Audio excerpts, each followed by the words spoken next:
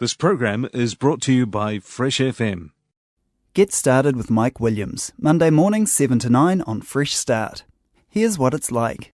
This is Fresh Start Monday with Mike Williams. Thanks so much for joining us. My next guest is found herself as a kind of spokesperson and almost doing every kind of job. Trustee of a brand new organisation called Sports NelsonTasman Trust, which has only just been approved by the Charities Commission, and they're launching into their work with alacrity at the moment and trying to get the word out there that they exist, and also to get some people to apply for funding from them.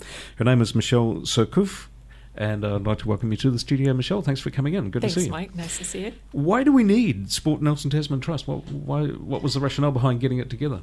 Well, I'd thought about doing something, within sport, and there's always people who can use, extra funding.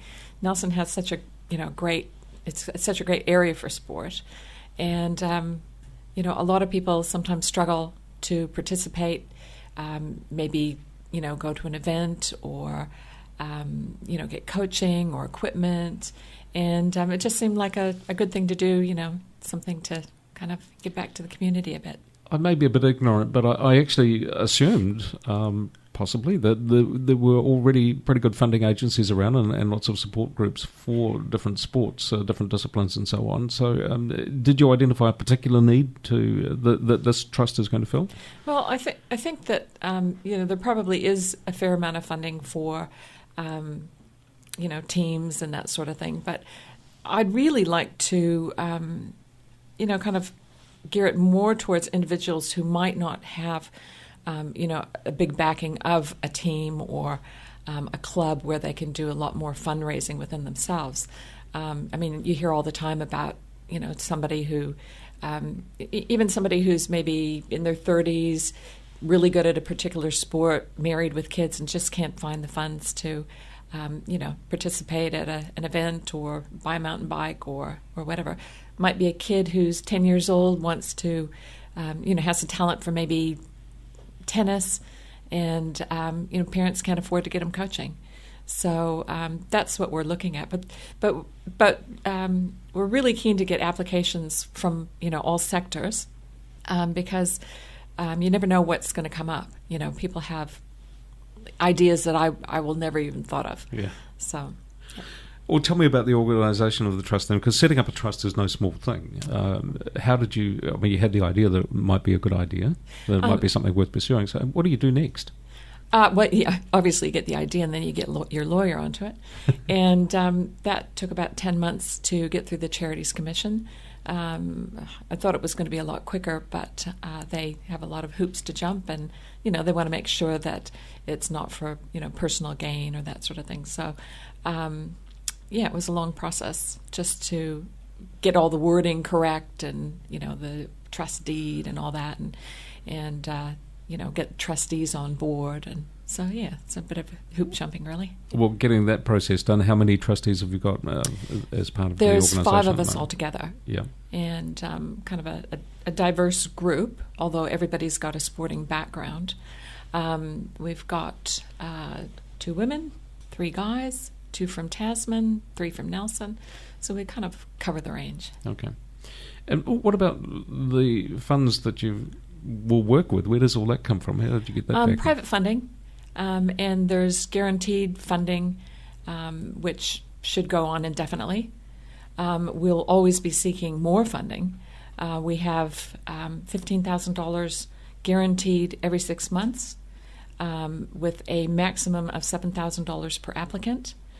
So it might mean that we fund fewer people each funding period than, say, give $100 to a bunch of people. Well, actually, it sounds like you want to make sure that you're giving something that can be useful, absolutely, that will achieve something. Yeah, absolutely. So. There's no point in giving somebody, $100 and they, still need a plane ticket to go overseas, or, doesn't meet their entry fee or something like that. So we want to make sure that it's, a kind of a substantial and worthwhile sort of contribution.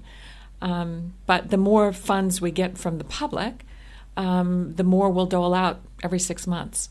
So you're looking for people with a philanthropic bent who Absolutely, may want to support the idea of fostering young talent or emerging talent, whatever age it may be. Absolutely. I mean, there might be an 80-year-old that wants to run the New York Marathon. So, we'll certainly look at those applications as well. Okay. Well, let's talk about the applications then, because your first funding round is coming up real fast. You've just been approved by the Charities Commission, Absolutely. So you're hitting the ground running, and September 1st is the deadline. September 1st is the deadline for our first funding round. And you have no idea at the moment who's likely to apply, what kind of projects they may be involved in? No idea. But we hope we get some applications in, so that would be, really good for us to kind of, launch with. If people miss out this one, because there is a bit of, you have to get your costings, you have to get estimates of what your costings will be. So we don't give money directly to the applicant, so we're not going to just hand them a check. We pay the expenses. So we'll pay the coaching, or we'll pay for an event to be held, say in Nelson, that encourages participation, or we'll pay for equipment and that. I guess that makes accountability a lot easier Absolutely. For you, but it also it sounds like a bit of hard work to coordinate all those things and be on top of it all. When we get the applications in, we've got time to give each one due consideration. The tough part is going to be to decide which one is the most worthy and who's in the most need. And we will look at all of them really carefully. So if people want to apply before the 1st of September, it would need to be for some project that would be a good 6 months away. Well, they might have something that's in October. The funds will be available the 1st of October. Okay, so that's a pretty quick decision, isn't it? It's a pretty quick decision, but there are people who know that they, are going to be going to a competition, in October, November, December, whatever. So, and we've organized the funding periods so that people who may want to participate in something in the Northern Hemisphere, summer in the Northern Hemisphere, or summer here, can apply. That's pretty well thought out, isn't it? Yeah. So applications by the 1st of September and 1st of March. Exactly. It sounds like a really interesting and challenging project for the trustees, for the board. If you say in the first 2 rounds you don't quite get enough applicants to meet the funds that you've got available, will you jackpot those funds into the next round or allow them to accumulate? We haven't actually thought of that yet. I mean, we haven't even had our first official meeting yet. So that will be something we'd have to discuss.